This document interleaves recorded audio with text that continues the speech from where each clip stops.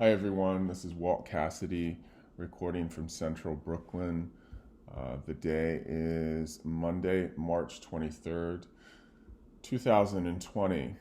I'm going to be reading from my book, New York Club Kids by Waltpaper, the second chapter, Meet the Club Kids.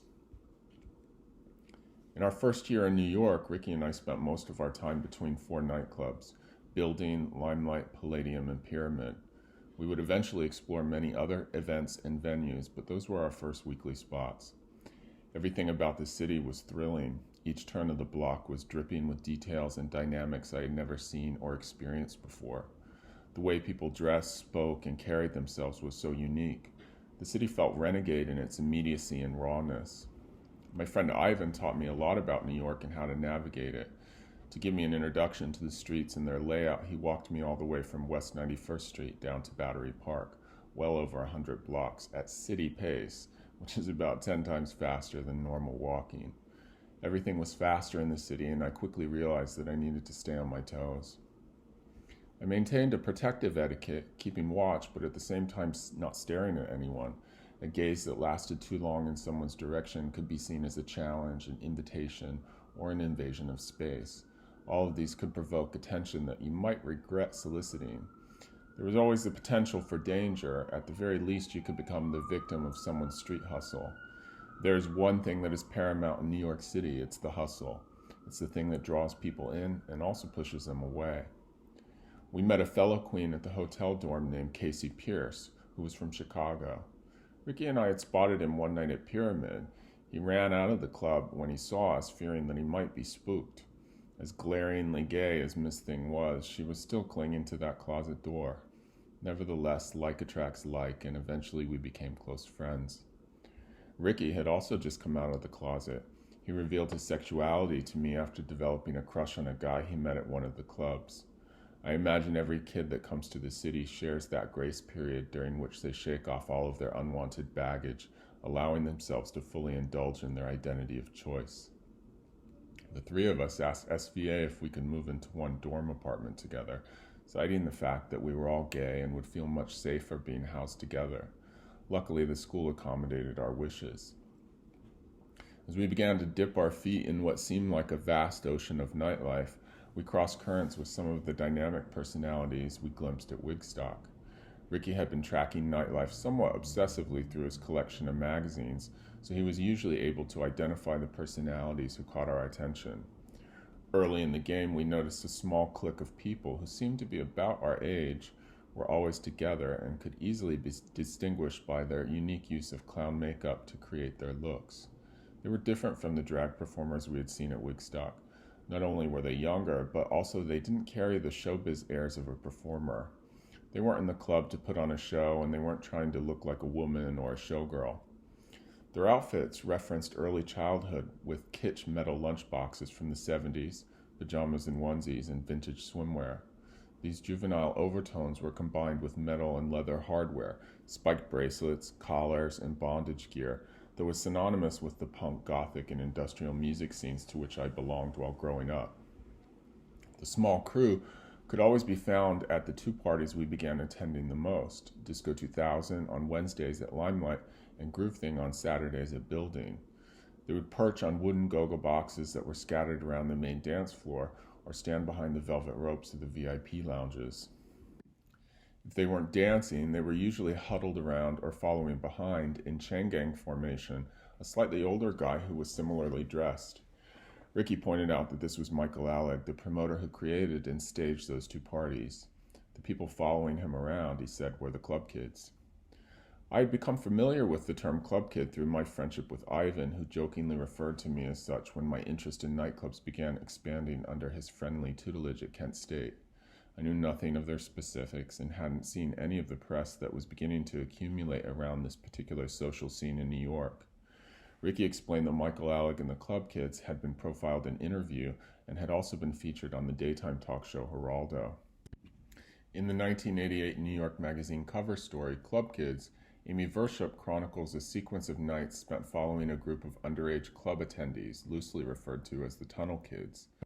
She introduces these colorful personalities who accompany her through a network of interrelated dance clubs and after-hours spots.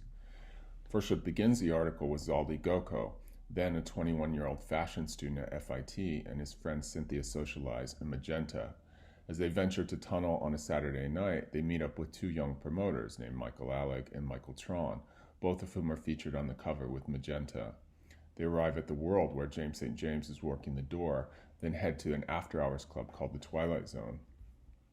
The article goes on to highlight other personalities like Peter Davis, whom Worship refers to as a trust fund baby, promoter Suzanne Barsh, who reigned over Tuesday nights with her drag and fashion theme party at Savage, and the Irish-born Kenny Kenny. Once the magazine hit the newsstands, the term Club Kids entered into the public consciousness. The subjects of the article embraced the PR-friendly title, as did additional media outlets and the owners of the nightclubs where they worked. Their notoriety grew quickly from that point on. Over the next 2 years, a number of people in their pre-existing micro-scenes would come to inform and intersect with the Club Kids, some willingly, some not so willingly. Gaining recognition is a highly competitive sport, and the Club Kids would elicit that age-old reaction of love-hate that is an essential component to success in any public sphere. Anyone that was involved with the early development of the Club Kids will likely tell you that they were indoctrinated into the world of Manhattan nightlife by clubbing at Pyramid and/or Area. Area operated at 157 Hudson Street from 1983 to 1987. Its founders were brothers Eric and Christopher Good, along with Sean Hausman and Darius Azari. The club was renowned for its conceptual invitations and ever-changing art installations. Area was a favorite haunt of Andy Warhol and the Downtown 500, a term first used by Howie Montague, who was known for working the doors at Hurrah, Studio 54, Danceteria, Palladium, and the Paradise Garage. The Downtown 500 was a group of roughly 500 art-centric personalities who lived and worked in the Soho and East Village neighborhoods of downtown Manhattan. They frequented the popular nightclubs of the late 70s and early 80s. These were people like Jean-Michel Basquiat, Fab Five Freddy, Vincent Gallo, Klaus Nomi, Joey Arias, Anya Phillips, Madonna, and John Sex. These personalities replaced the Warhol superstars of the 60s and 70s and occupied the segue that would eventually see the development of the Club Kids. While Warhol's superstars once held court over venues like Max's Kansas City, the Downtown 500 created and occupied clubs like CBGB's, where punk emerged, the music-centric Mud Club, and Club 57, which showcased the talents of a quirky group of artists and performers that included Keith Haring, Kenny Scharf, and Ann Magnuson. The edginess of Mud Club and the irreverence and humor of the Club 57 crowd, as well as their commitment to performance art, would inform the development of Area and Pyramid. Pyramid opened in 1979 at 101 Avenue A in the East Village as an alternative to large-scale venues like Studio 54. It catered to struggling artists, musicians, actors, and a new breed of politicized drag queens who aligned themselves with the activist group ACT UP as AIDS began its devastating assault on the gay community in 1981. Pyramid's founders were Bobby Bradley, Sister Dimension, and Brian Butterick, known as Hattie Hathaway, who also managed the club. The venue housed a number of visionary drag performers such as Ethel Eichelberger, John Kelly, and Tanya Ransom. They pushed against the grain of the pre-existing scene of the 1970s, which was seen by many downtown insiders as too controlled and pristine, especially in regards to drag. The Pyramid performers offered up a refreshing, mannerist approach. Pyramid's popular Sunday night party Whispers was curated and hosted by drag personality Happy Face. Many of this club night's newer standout personalities, some of whom were transplanted from Atlanta in the mid-'80s, like Larry T., Lahoma Van Zant, Lady Bunny, RuPaul, and Floyd, formed strong creative bonds with others like Billy Beyond, Dean Johnson, David Yaratu, Kate Harwood, DJ Tennessee, Keira Kirby, Dimitri Brill, and Taboo. Andy Warhol and Debbie Harry celebrated the popular drag night in Warhol's 15-minute series for MTV, and pioneering video documentarian Nelson Sullivan captured the club's performances, which are now widely viewed on YouTube. Some of the Pyramid personalities became subject matter for filmmaker Charles Atlas, who was in regular attendance at the venue. Atlas had been collaborating with Merce Cunningham since 1975 and served as the dance company's filmmaker in residence until 1983. In 1986, after spending time in London, he released Hail the New Puritan, featuring choreographer and dancer Michael Clark.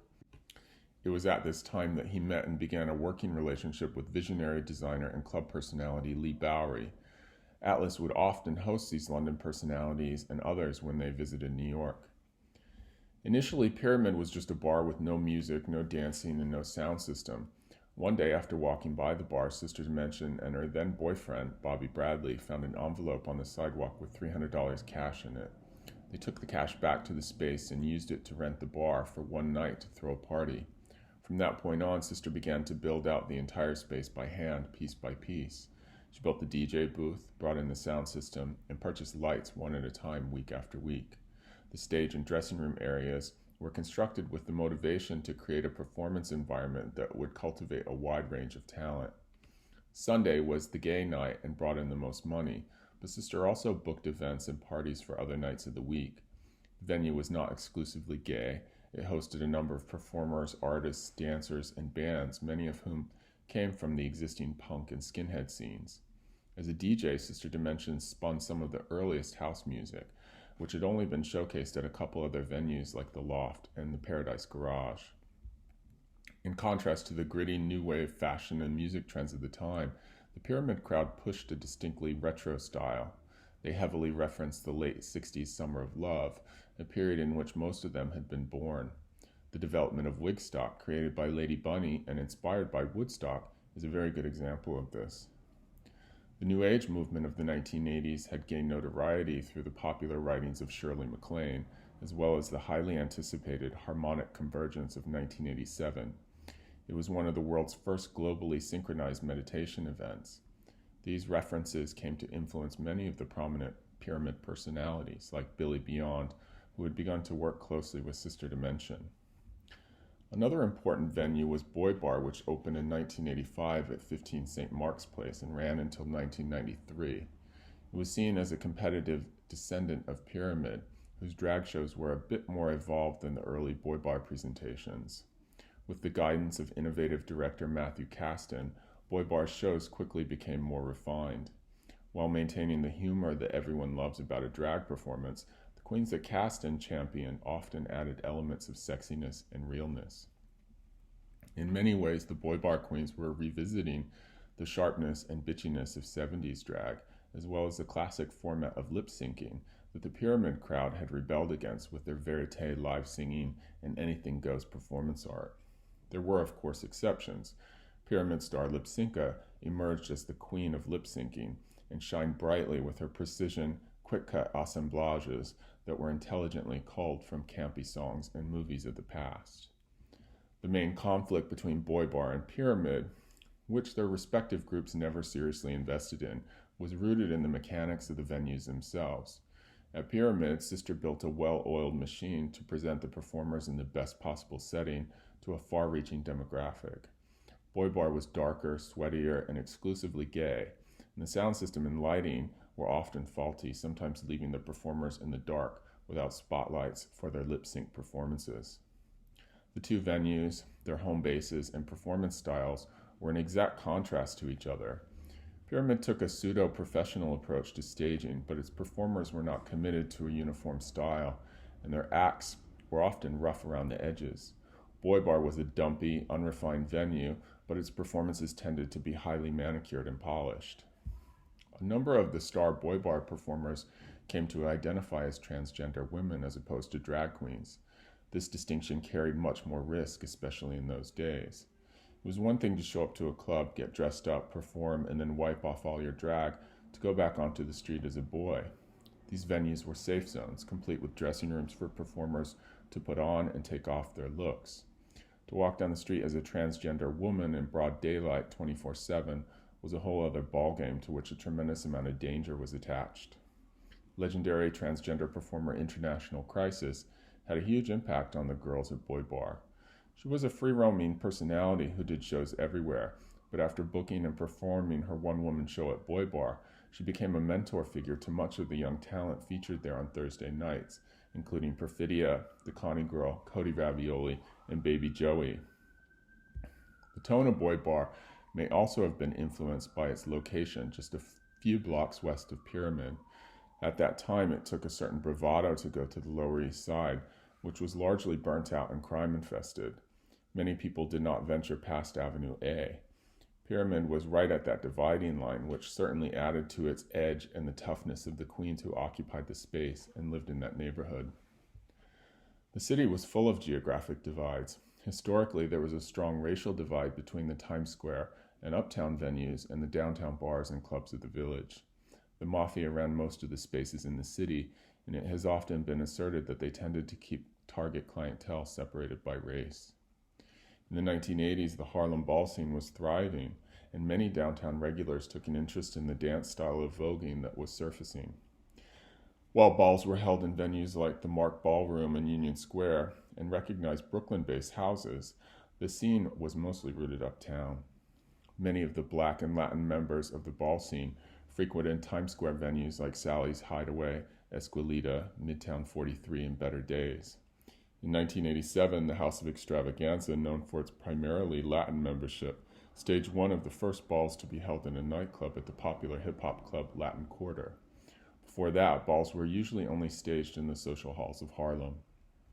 The store Patricia Field was largely responsible for breaking through the racial and social divide between uptown and downtown. Princess Myra Field, an employee at the store, suggested creating the House of Field and began participating in uptown balls with a small group of employees from the shop. Pat's store was one of the few places where LGBTQ and nightclub people could secure daytime jobs. In the ball world, the House of Field was not only the first downtown house to walk in the established uptown balls, but they were also the first house with white members. Additionally, House of Field member Stephen Field, as his drag character Miss Perfidia, was the first white queen to cross over and perform at the exclusively Latin Esquilita. The House of Field was widely scrutinized uptown and often not taken seriously, but they nonetheless managed to persevere and break ground, staging their first downtown ball in the spring of 1988 at the World, where Myra Field had worked the door. Many of the uptown houses were absent from this first event, but the houses of Extravaganza, La Beja, and Magnifique, all of whom had members that frequented downtown clubs, made their presence known.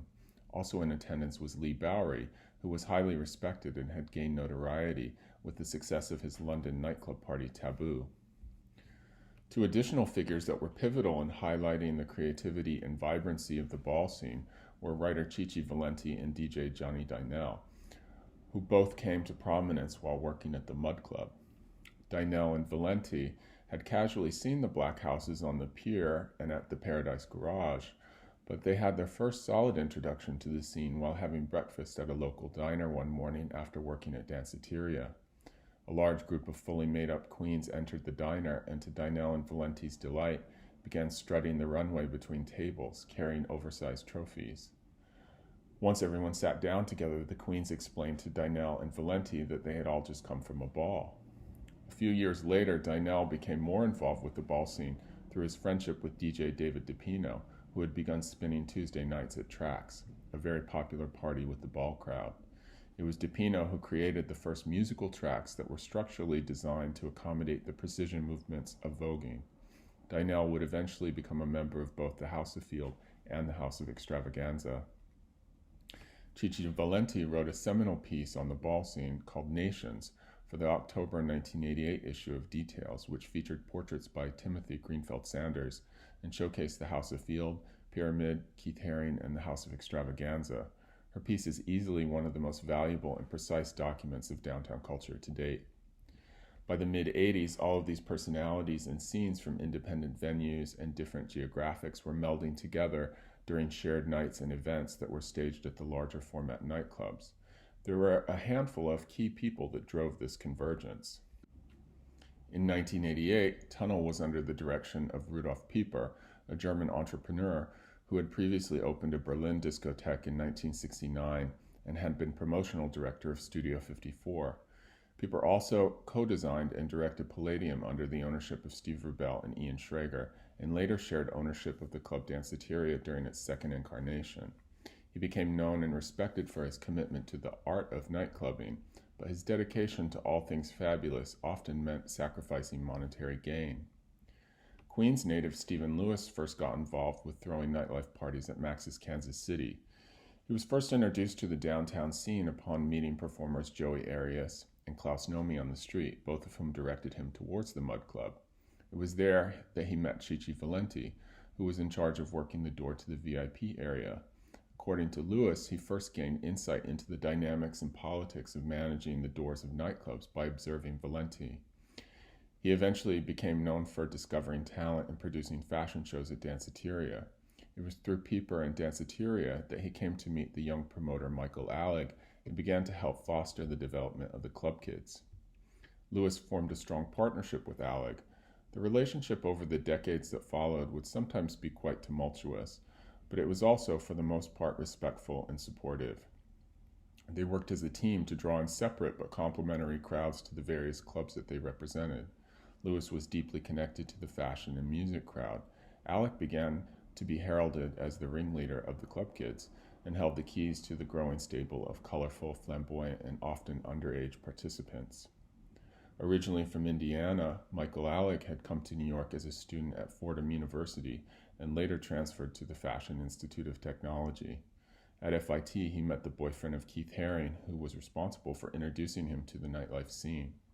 He discontinued his studies to become a busboy at Danceteria, which then led to his interest in becoming a party promoter. Pieper had taken a strong liking to Alec and gave him his first opportunity to promote parties at the club. In 1985, the New York legislature raised the drinking age from 19 to 21. This shift alienated a huge portion of young patrons and threatened to severely curtail nightlife sustainability. As a concession, the city allowed the minimum age for entry to clubs to be lowered to 16 without drinking privileges. The attendance of younger crowds grew as a result. Michael Alec courted and capitalized on this lucrative underage crowd of clubgoers to which he belonged. As they began to dominate the venues, the natural shift in attitude, personality, and style occurred. Many of the existing club veterans were not so keen to share their turf, but at the end of the night, what mattered most to club owners was numbers.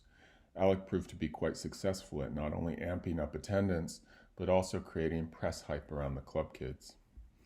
People like James St. James, Russian beauty Julie Jules, and Alec's boyfriend DJ Kioki formed a loyal partnership that would serve as the foundation for the development of the club kids. The clique began to network and collaborate on parties with free-floating club personalities like Zaldi Goko, Cynthia Socialize, Ernie Glam, Magenta, Lincoln Palsgrove, Harlequin, Fuchsia Doll, and Kenny Kenny. Around the same time, a young New York City local named Michael Tron was establishing himself as a successful promoter amidst similar youthful circles. Tron's parents had famously held his bar mitzvah at the legendary Studio 54. His sector of the scene was dominated by personalities such as himself who had come from more wealthy upper-class backgrounds. It was this contingent that left some club veterans less than impressed. The initial perception was that the newly arriving scene of club kids was a bunch of rich kids who had appropriated the superficial aesthetics of the downtown scene and lacked the artistic constitutions of the earlier punk and new wave movements from which they culled references. Michael Alec, by contrast, came from a less privileged background. This would show not only in his personality but also in the crowd that he cultivated, both of which were less mannered and a little edgier than the Tron factions. This distinction also comes into play when comparing the foundational club kids of the 1980s, a number of whom came from privilege like James St. James, with the second wave of personalities that would dominate the 90s. Most of the kids that emerged in the new decade, with a couple exceptions, came from working class backgrounds. Alig was largely responsible for grooming them to early success. Over at Tunnel, where he had continued working alongside Rudolph Pieper after Danceteria, Alig began hiring some of the personalities from the pyramid scene, including Larry T. and Lahoma Van Zant. While still living in Atlanta, these two had staged a series of successful parties called Celebrity Club with fellow personality RuPaul. Alig initiated a relaunch of Celebrity Club on Wednesday nights in the basement of Tunnel. The Wednesday night time slot of Celebrity Club and the collaboration between Alig and T were the impetus for what would later become the flagship party of the club kids, Disco 2000 at Limelight. T was responsible for coming up with the name in response to Alig's search for a futuristic moniker. Around this time, a young gay couple from Detroit named Robert and Tim began attending the Celebrity Club parties at Tunnel. While the pyramid personalities were pushing retro 60s effects, Alec leaned more towards a downplayed fashion approach. Robert and Tim, in contrast, brought a sense of silliness and humor to their outfits, with long, matching, brightly colored hair and clothing choices that were equally clown-like. They made an impression, and Michael Tron took immediate notice of their irreverent style, hiring them as the door people for a new club called IT. The IT Club was attached to the pre-existing Lower East Side venue, The World, which had gone through one of many closings since it first opened illegally and without license. The club was set to reopen with a new VIP entrance to the building next door.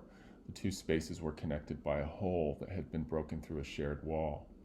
Artist and promoter David Lee hand-painted a vast, encompassing mural of clouds that spanned the stairwell and ceiling of the club.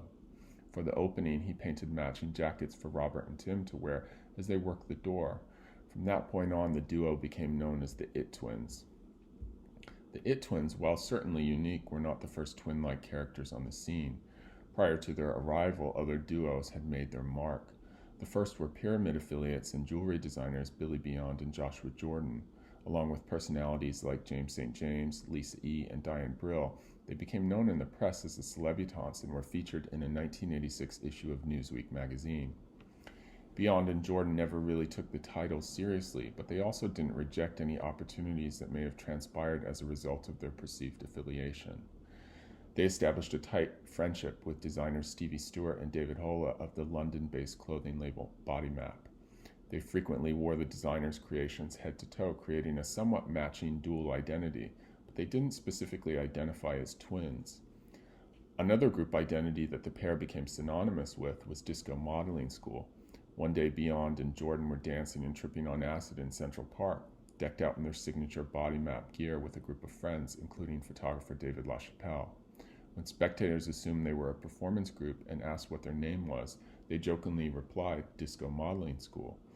Later, while attending the opening of Palladium, a writer from the Daily News asked the group the same question, to which they replied the same answer. A photo and headline appeared in the paper the following day declaring that Disco Modeling School had been in attendance at the prestigious opening. In response to that headline, they were quickly invited to host a series of debauchery-filled parties at Area. Body Map, along with Pam Hogg, Judy Blame, and Lee Bowery, were fashion stars of London's post-punk scene, which had evolved from the Blitz kids underneath the umbrella of New Romanticism. Much of this eccentric talent was first brought to New York by promoter Suzanne Barsh and featured in her breakthrough runway presentation called New London in New York, which was staged at Peter Gation's Limelight. Suzanne was a Swiss import via London and had dated Gation in the early 80s. It was he who helped invest and facilitate her move to New York with the opening of her Soho clothing store, Suzanne Barsh, in business from 1981 to 1986. The store was extremely impressive, carrying the designers she had presented on the runway, as well as many others, including Beyond and Joshua Jordan. After the shop's short run, she turned her attention to throwing drag and fashion-themed parties in alternative spaces like Savage, which was underneath the Chelsea Hotel, Bentley's, and Copacabana.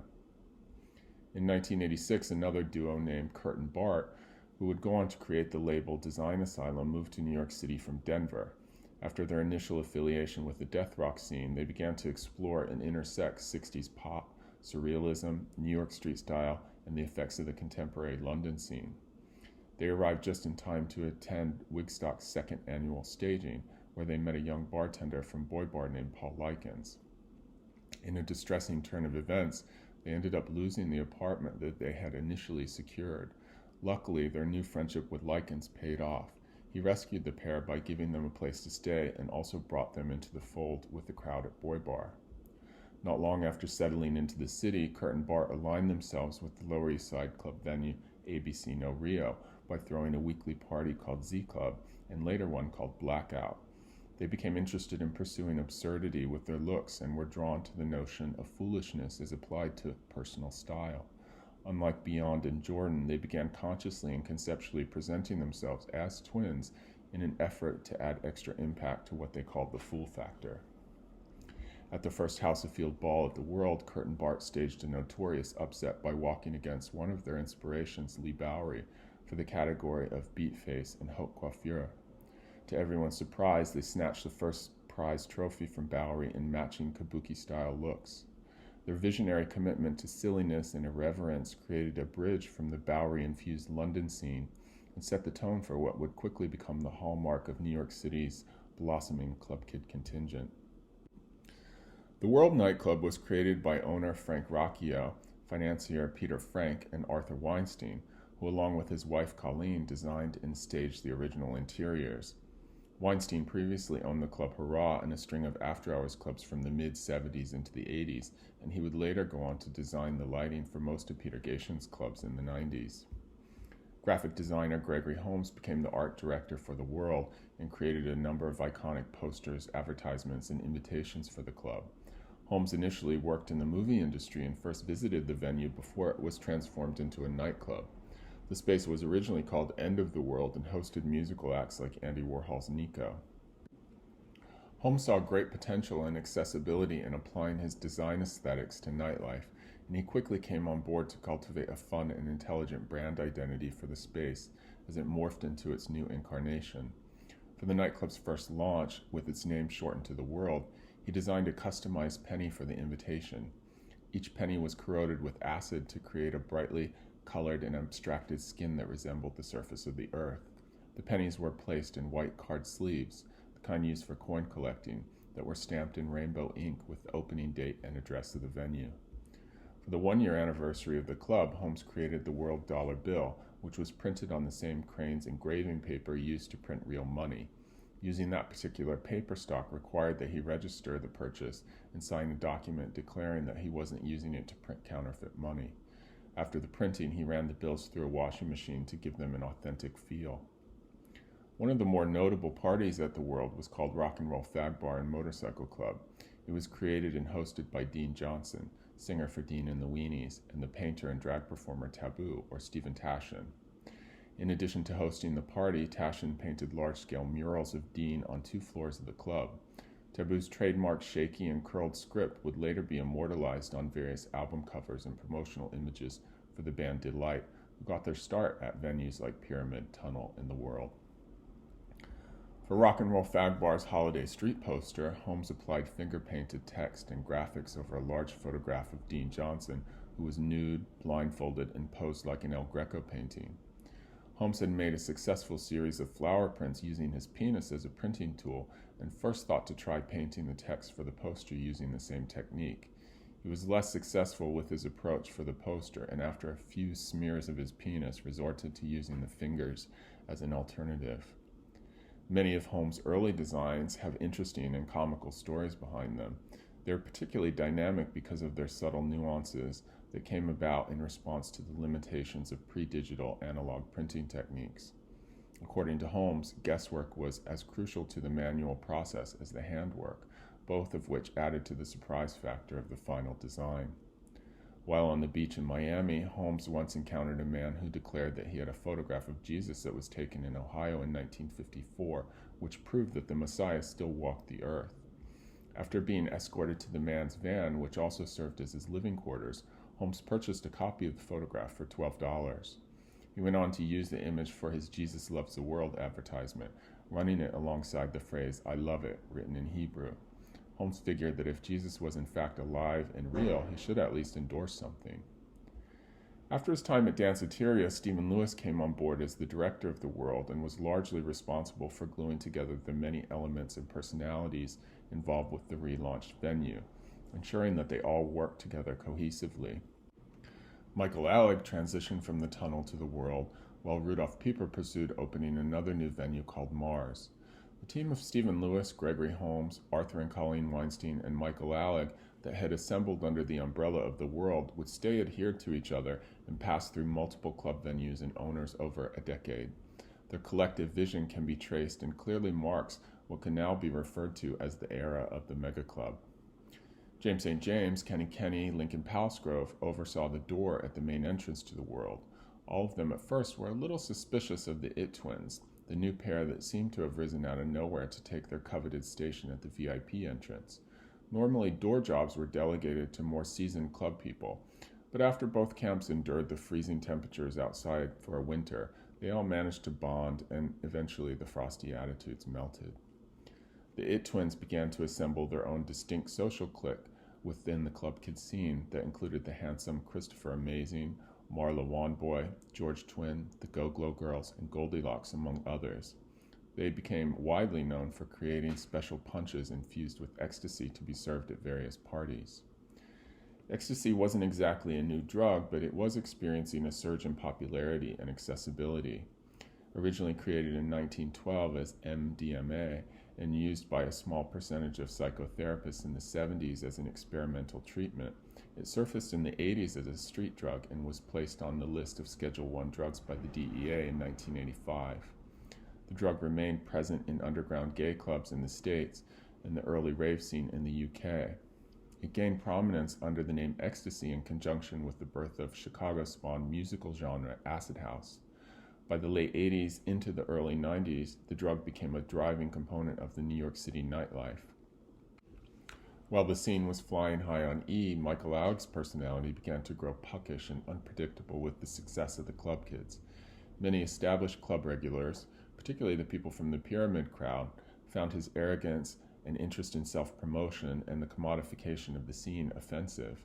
Writer and nightlife regular Michael Musto from The Village Voice saw Alec's abrasive antics and charisma as a refreshing antidote to the stiff social etiquette that was commonplace.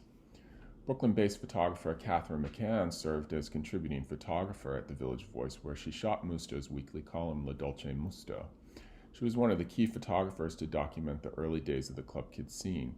Her pristinely composed yet naturalistic group portraits, along with her exacting captures of club spaces and events, kept New Yorkers tuned into everything and everyone that was worth knowing about.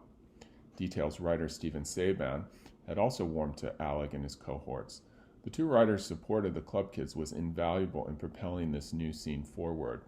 Their endorsements might also have fueled some jealousy toward the club kids among people who would have preferred that the spotlight continue to be pointed firmly in their direction.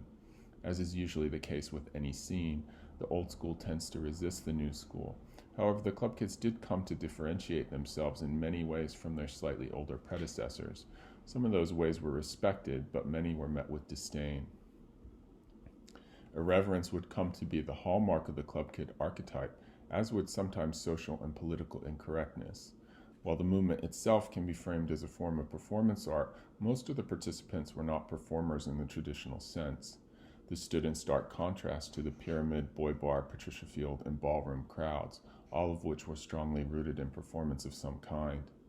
A number of people in the scene did not understand or support the club kids' growing success and the attention, press, and budgets that they were garnering for their presence and antics within nightclubs and the media. Their early looks were seen as derivative, casual, or budget takes on the more heavily considered and articulated ideas of the older scene members. There was something distinctly disposable about club kid fashion. There didn't seem to be anything collectible or honed. Outfits were quickly made and discarded after one or two uses. There were no meticulously rehearsed performances, and everything seemed to be an off-color joke to the club kids.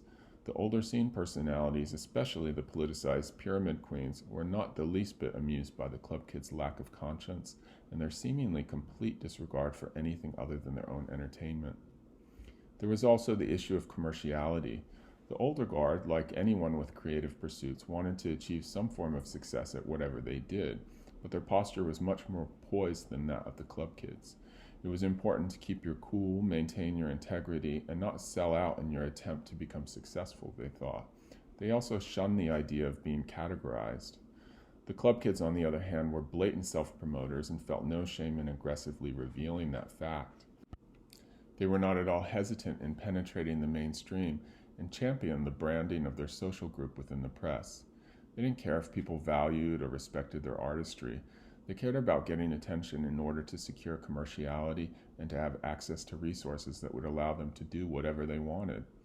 They embraced Warhol's theories that business is the greatest art form and that it didn't matter if someone wrote something good or bad about you in the press. What mattered was how many lines the writer used and how much space your story took up on the page. Aside from the shade coming from certain elder factions of the downtown scene, the club kids were largely embraced and celebrated by the general public, club attendees, and the press. Their disposable approach to style allowed them to quickly change their identities over and over again, keeping crowds and onlookers at large-scale clubs entertained night after night. They brought humor, lightness, and fun to the scene, which was much needed after the heaviness and darkness that dominated the Reagan era of the 1980s and the ongoing tragedy of the AIDS crisis. Club kids were also highly accessible and welcoming. Even though there was certainly a pecking order and a somewhat elitist inner circle within the club kids, anyone with a bit of humor and creativity could pretty easily find a way to work a look and join in the fun.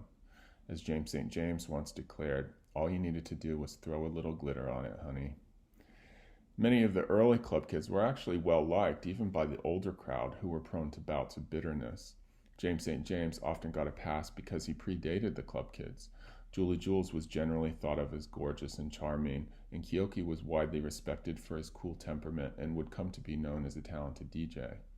As the club kids scene expanded and grew, especially in the 90s, even hardline critics like Johnny Dynell and Chichi Valenti came to endorse and welcome many of the newer personalities. They saw that the new crop brought a respectable level of artistic merit and integrity to the table, and were not just a bunch of talentless, entitled trust fund babies. Michael Alig, even with his growing success and the expansion and notoriety of the club kids, had a hard time winning the acceptance of certain key personalities. He was almost uniformly disliked by the House of Field, Boy Bar, and Pyramid crowds, and was well aware of their distaste and dissonance. While it was not always apparent, he did have a tremendous amount of respect for the various camps that he sought to bring together under the umbrella of the large nightclubs where he worked.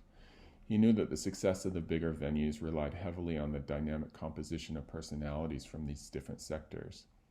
To his credit, he also maintained a good sense of humor and believed that if you aren't making someone angry, then you're likely not doing anything important. As a band-aid of sorts, he attempted to court his detractors with a series of one-on-one dinners in hopes of dispelling some of the shade and bad blood. Some of these people did eventually soften towards him and became tolerant, but others felt that these dinners were yet another example of Alec's gross social desperation, and they carried a distaste for him throughout the entire reign of the club kids. Something that I always found quite odd was the fact that many of the people who overtly disliked Alig would continually work at and attend his parties. I never understood why Michael hired people who were so obviously hateful towards him, and I wondered why these people supported his functions if they disliked him so much. Now I suppose that what people cared about most at the end of the day was a paycheck and a chance to get in on the action, two things the club kid venues never seemed to be without.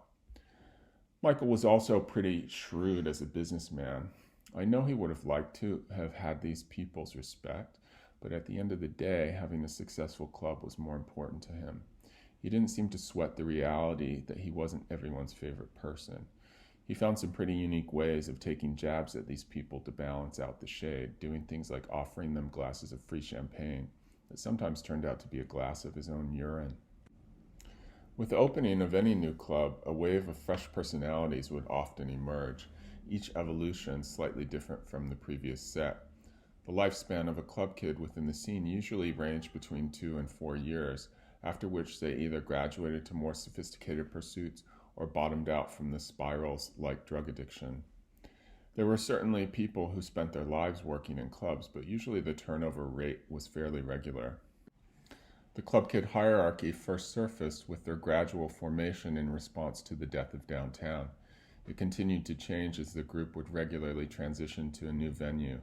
This reoccurring shift came to be known as the changing of the guard and would be documented through a series of staged group photographs that were used to create promotional posters for whatever club they were representing at the time.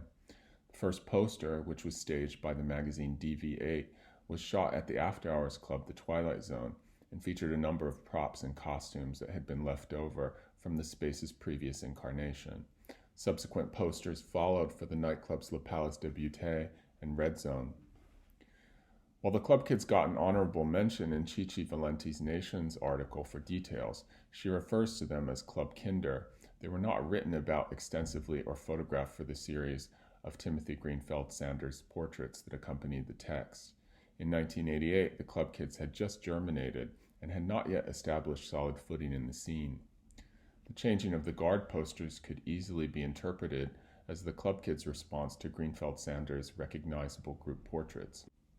His ongoing series of iconic photographs is a great example of appropriation that is executed very successfully.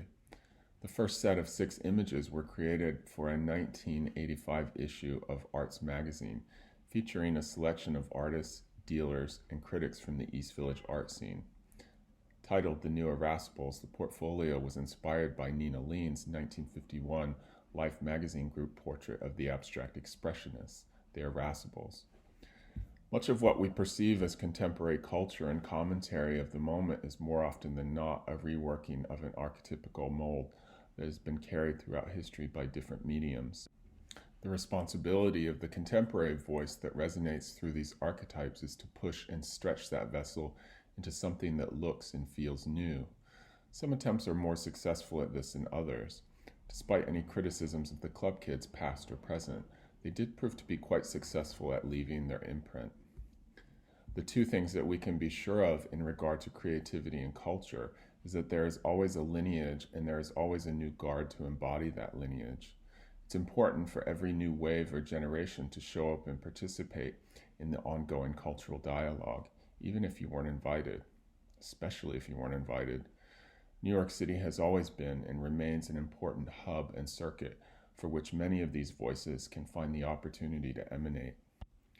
One of the more endearing and respectable qualities of the club kids was that they were truly DIY, not just in their fashion and style, but also in the way they promoted themselves. They were never going to wait around and seek permission from other people to feel and be fabulous. Whenever they weren't included in something, they would create their own self-supporting version of that thing, whether it be the clubs that they made, the creation of Project X magazine, their talk show appearances, the club kid cards, or the changing of the guard posters. The club kids were hardwired for independence and were happy to utilize appropriation and any other tools they could find to insert themselves into the public consciousness. Their existence not only predates, but also foretells many of the trends that would come to prominence in the new millennium around key topics such as reality television, influencing, self-branding, disposable culture and fashion, and the gender revolution.